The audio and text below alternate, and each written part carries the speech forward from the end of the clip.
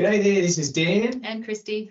And we are talking about embrace the crazy. It's part of our lives and part of the craziness that we live day in, day out. And we thought we'd share some of those insights, some of the learnings that we have in our lives, some of the challenges that we have and how we deal with them, and get some input from you on how you deal with those and what you do. And hopefully that helps you with your life and helps embrace some of the craziness in your life.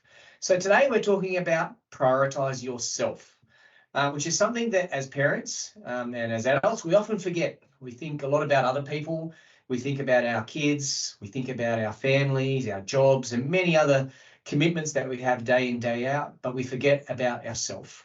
And today we wanted to spend a little bit of time talking about how you prioritise yourself and how you don't feel guilty about it. That's probably the key thing, is that it's something that's really critical for you to do. And so you can't feel guilty about it. You have to put yourself first. Otherwise, it often comes at the peril of other things. So the first thing I wanted to say is, I think it took me 30 or so years to work out that I needed to prioritise myself. It took a really, really long while. I would put my family first, I would put my wife first, I would put my kids first. And I really thought that was normal. I thought that was the priority. And yes, it is really, really important. But it took me so long to work out that if I don't put myself first and I don't prioritise me and being healthy and happy, then I can't actually put the best in for others. And so that real adjustment or that step change really helped me so much, because we'd be on holidays and I'd think I've got to spend all the time with my family because it's now the time. But I'd be getting angry or I'd be getting frustrated because I hadn't done the things that I normally do, like get up in the morning and go for a run or do those things that get all the energy and all of that anger and all the things out in your mind that allow you to be really present and happy when you're in the moment with your family or doing whatever it is that you're doing. So for me, I've got a list of priorities that I have, and I worked that out, 10 or so years ago, and I've really tried to stick to that as much as possible. And the first thing on my list is me. Got to have myself in the right frame, which means I need to put myself first. That means putting my health first. That means putting time ahead every day for making sure that I'm looking after myself. I then have my wife next. So Kristy, you're number 2 on my list. That's before the kids, which is probably really different to a lot of other people as well, right? I usually put the kids first, but I put Kristy next because we're a team. And if we don't put the team first, then we're going to let down everyone else alongside ourselves. So I'm really aware that part of that priority is that you've also got important things that you need to put in front of yourself too. So I need to be able to prioritise you to be able to do that as well. You do, yes.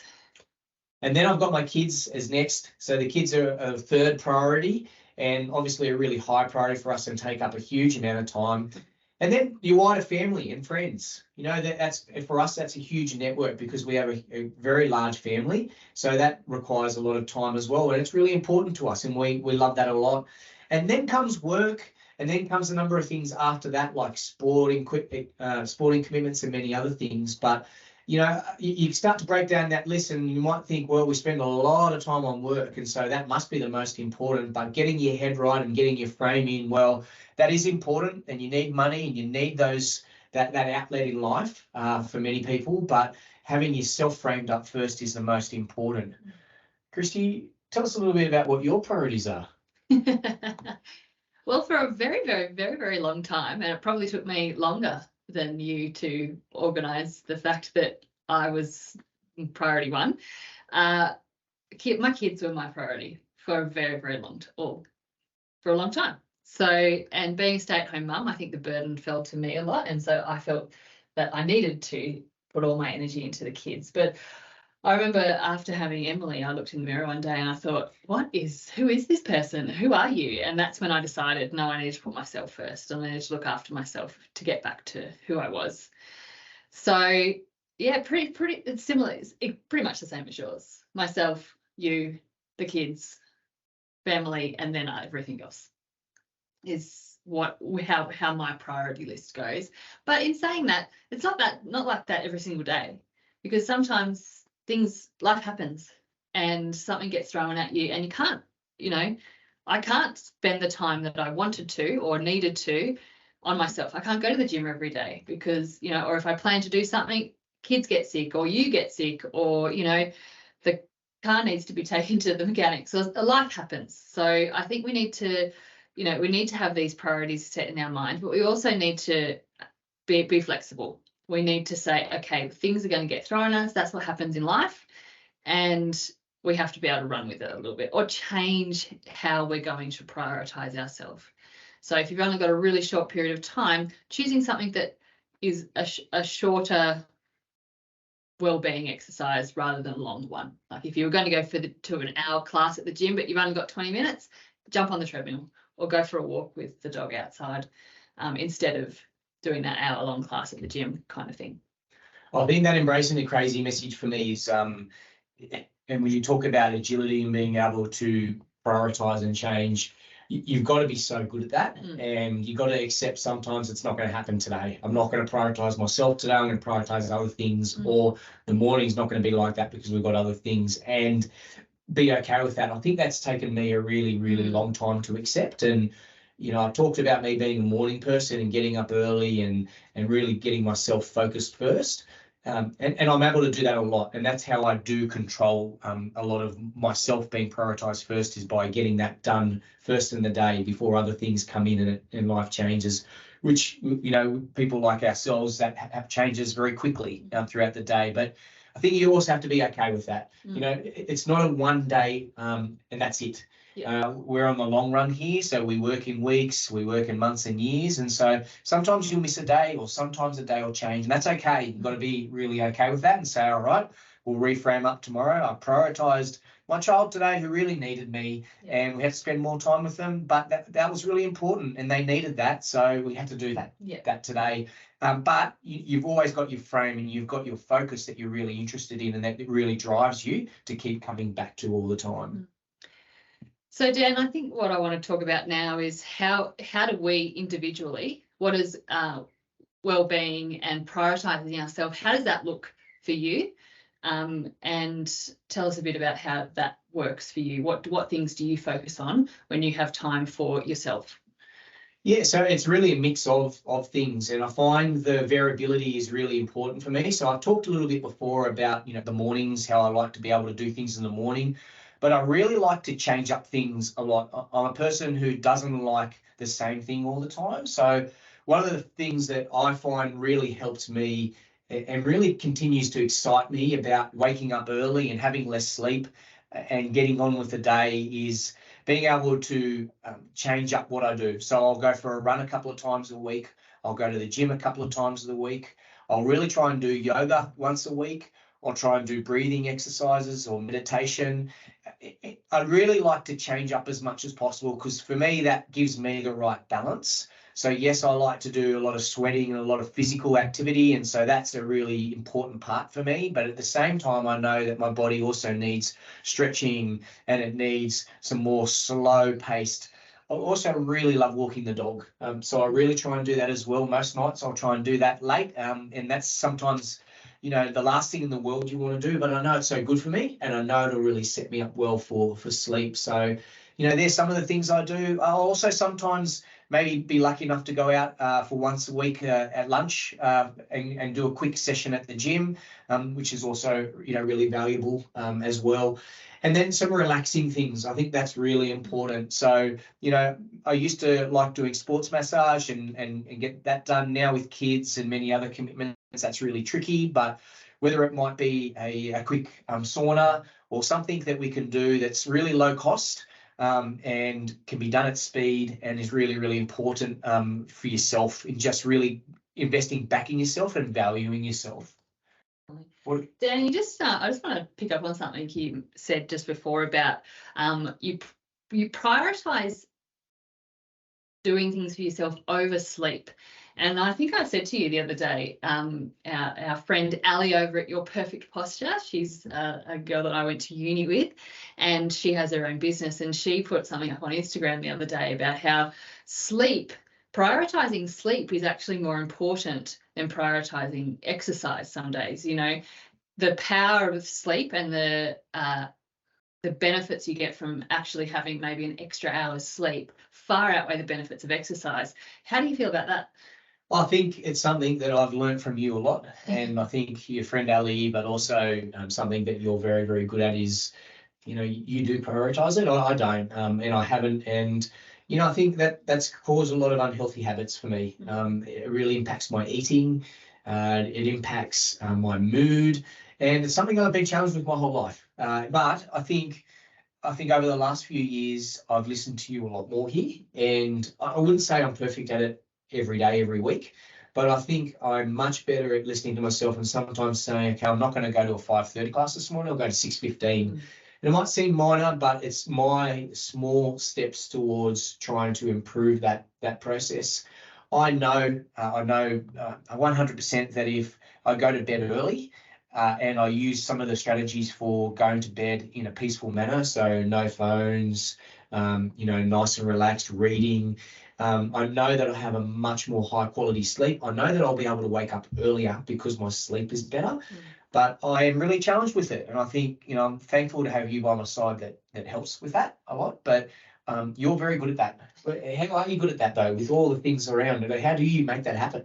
Look, I think it's probably I'm trained as an occupational therapist, and that was a huge thing. What I did with my last group of patients. I worked with adolescents. Sleep hygiene was so important, and by sleep hygiene we mean sleep. The process about going to sleep. So going to sleep at the same time, having the same routine before you go to bed, either having a shower or, rubbing cream into your hands or listening to a meditation or having a certain song that you put on or diffusing oils or whatever it is that you do, the process of you going to sleep is so important. I think it's probably just come from my training. Yeah. You also love sleep. I do like sleep. Yeah. But also I just know that I'm a morning person, and if I don't get to sleep by 10 p.m, which may sound really late or may sound really early to some people, I just know my body doesn't function well. And if I go to bed if I'm in bed before 10, I can bound out of bed at 5:30 in the morning. But if I don't, I struggle. I'm sluggish. It's really, really hard. And it's just about knowing your body. I'm also reading a book called Why We Sleep.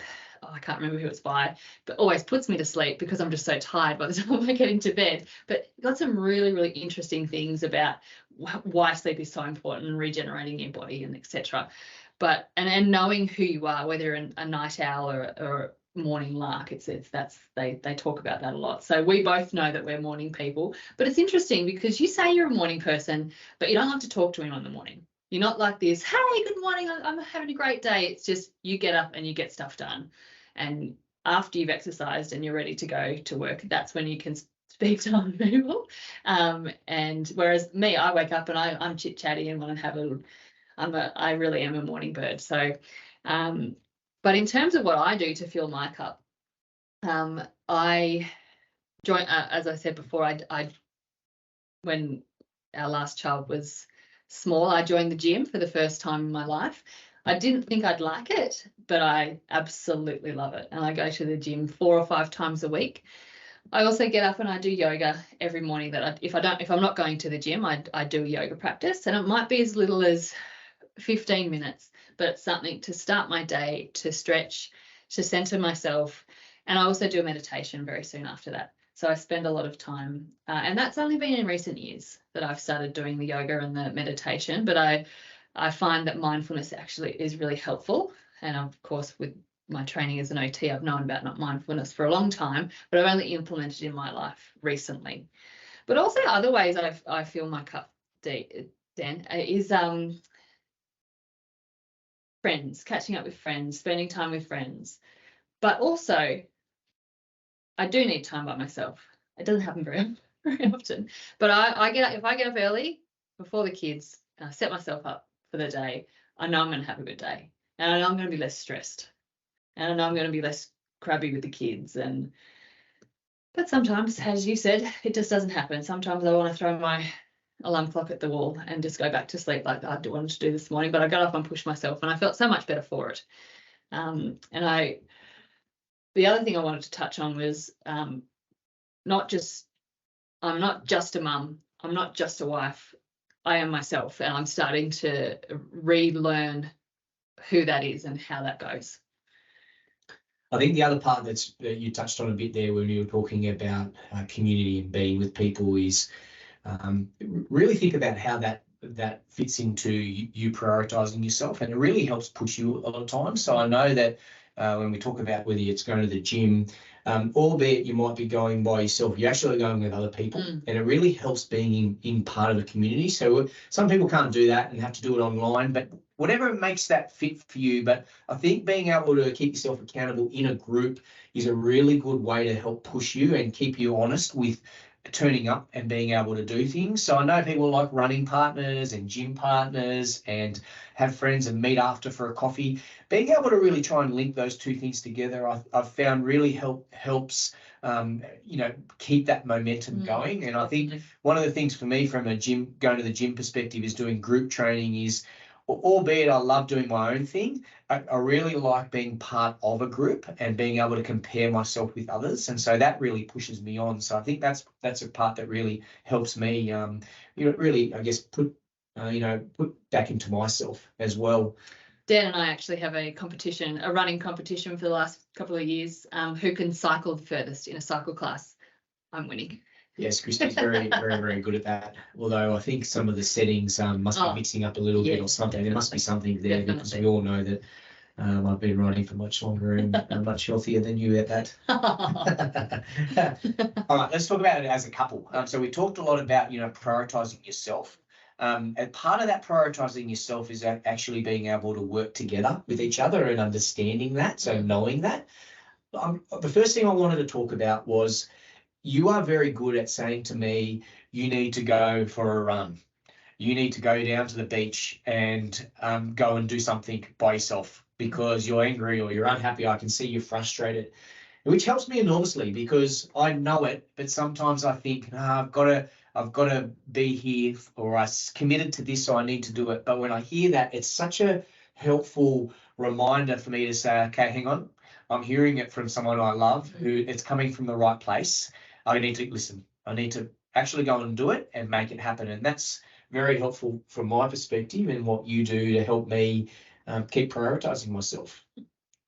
What do you do?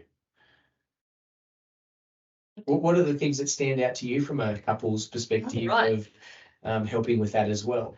Look, I think I look back to when I first joined the gym, and I came to you and I said, I think I'm going to have to do something. And you actually are very good at knowing your limits.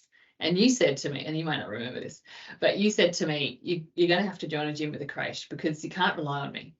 Do you remember saying that? Because Dan works, you work long hours, and you have a job, and your job keeps you out of the house for a lot of the time. So you said to me, you need to join a gym. And going back to the community, having that community of people with the creche, and being able to, knowing your limitations, knowing that I couldn't go to any classes in the evening or in the morning, actually really helped me. And we had a very, you had a discussion, and he said, well, these are the mornings you can go to the gym because, don't have early meetings or anything like that. So that really helped me. But also timetabling things in.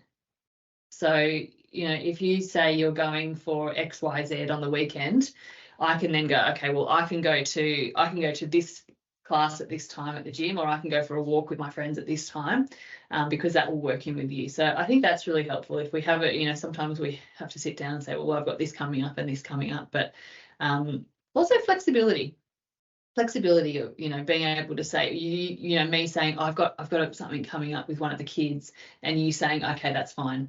I'll work around that, and we can both get what we need out of the day. Yeah, I think you go to the gyms on Sunday mornings, and that's sometimes for me, not sometimes, it mostly is always a killer, because I think, hang on, it's only the time where we're together and relaxing. But at the same time, I always step back from that, and I think that's me being selfish for a second, and this is actually your time to be able to do that, where you can't do it in the weekdays like what I do. And so although Sunday's my relaxing day, it's a day for you to get things done. And I think being able to step back from that and understand that, and appreciate that, part of prioritising yourself is being able to also work with your partner to allow them to prioritise themselves and do what's really important for them. And, I've come to accept that, and not only accept it, but I like it now, because it gives us a bit of quiet time and relaxing time in the morning on Sundays. And then when Kristy comes home, we're then ready to go and do what we want to do for the day. And I know that you're in a great place, and we can always suggest crazy things like rock climbing. You'll say yes because you've just come back from the gym and you feel great about things, so that you're ready to go for the day. So I think being able to understand that and work for that is really helpful. I suppose the other thing I wanted to touch on, Dan, is to talk about how we prioritise our relationship, and together how we do that and how we're supported by our families in doing that. So we prioritise couple nights, date nights. We actually went out on Friday night.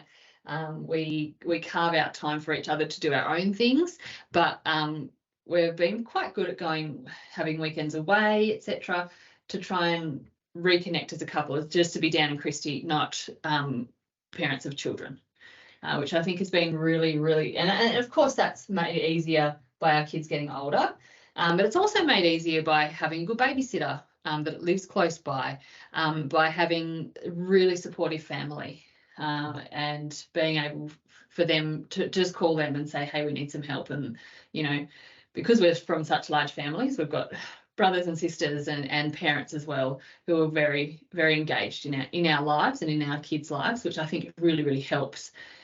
Wouldn't you say? I would. I'd say that it's when you've got young kids, particularly at the younger end, 5 and under, you feel like you'll never get back to it again. You feel like, we'll never see those days where we're a couple going out and having fun, and you're just deep. Yeah.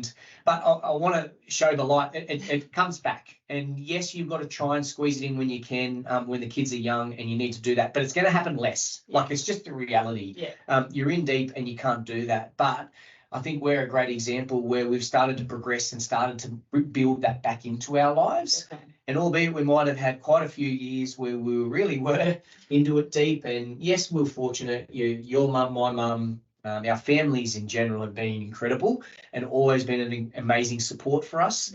Yeah. Whether it's been going to weddings or just doing special times, they've always been there and been able to help and support us. And you really need that.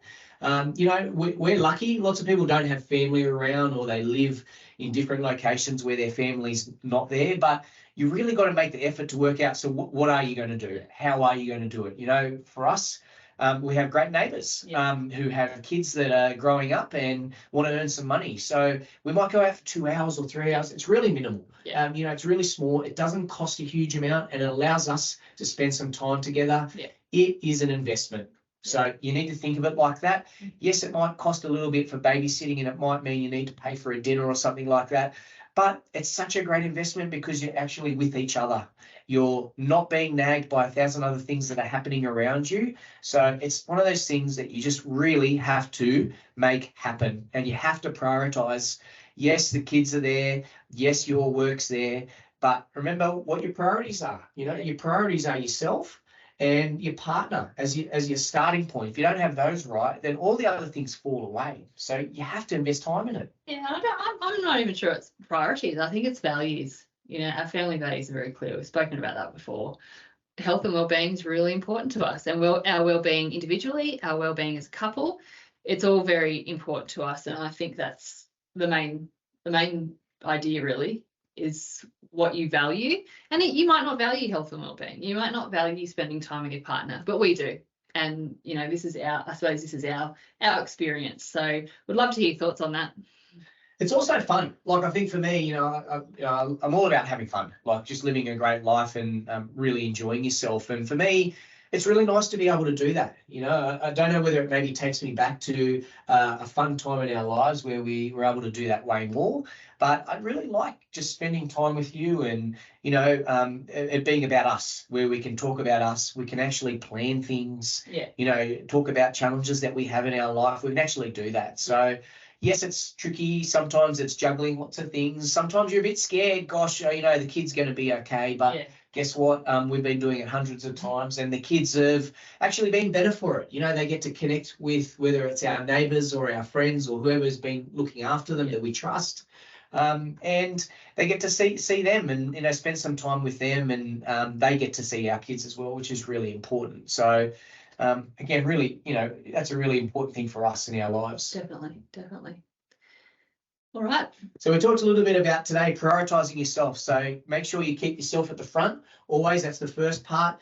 Think about the best ways to keep yourself front of mind. So whether that's the healthy options, whether that's, talking to your partner, communicating, really, really important. Also think about what your partner wants, to prioritise them. So that's a really important part of making sure that you're prioritising yourself. And make sure that you're using, whether it's your family around you, your neighbours, whoever it may be that you trust around you, to be able to look after your kids so you can do things that you need to, and spend that time with yourselves together. Embrace the crazy. Make sure you prioritise yourself, and we look forward to talking to you both soon. Take it easy.